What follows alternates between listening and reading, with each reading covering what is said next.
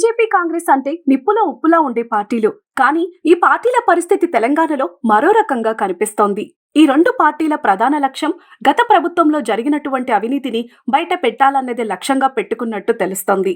ఇదే తరుణంలో కాంగ్రెస్ పార్టీ ఎలాంటి నిర్ణయాలు తీసుకున్నా కానీ బీజేపీ కీలక నేత బండి సంజయ్ నుంచి సపోర్ట్ లభిస్తోంది. ఇదే తరుణంలో కొత్త ప్రభుత్వం అన్ని రకాల విషయాలు గమనించకముందే ప్రతిపక్షంలో ఉన్నటువంటి బీఆర్ఎస్ ప్రభుత్వంను ఎత్తి పొడుస్తూ పలు విమర్శలు చేస్తోంది.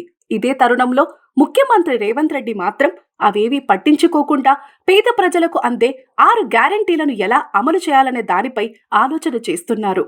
అంతేకాకుండా కేసీఆర్ ప్రభుత్వంలో జరిగినటువంటి అవినీతిని కూడా పూర్తిగా బయటకు తీయాలని ముందడుగు వేస్తున్నారు. అయితే రేవంత్ రెడ్డి ఆలోచనలకు బీజేపీ అధినాయకుడు బండి సంజయ్ పూర్తిగా సపోర్ట్ చేస్తూ అండగా నిలుస్తుండటం కనిపిస్తోంది. అయితే ఆయనకు బహిరంగంగా సపోర్ట్ చేయకపోయినా కానీ లోపల మాత్రం కేసీఆర్ కుటుంబం అవినీతి మీద సమగ్రంగా దర్యాప్తు చేయించాలని రేవంత్ రెడ్డిని బండి సంజయ్ కోరుతున్నట్లు తెలుస్తోంది. అంతేకాకుండా మిడ్మానేరు ముంపు బాధితుల సమస్యలు కూడా రేవంత్ శాసనసభలో ప్రస్తావించడాన్ని బండి సంజయ్ ప్రత్యేకంగా అభినందిస్తున్నారు. ఈ మేరకు ఆ సమస్యను పరిష్కరించాలని కోరుతూ సీఎంకు లేఖ కూడా రాశారు బండి సంజయ్. బాధిత కుటుంబాలకు 5 లక్షల చొప్పున చెల్లించాలని బండి కోరారు.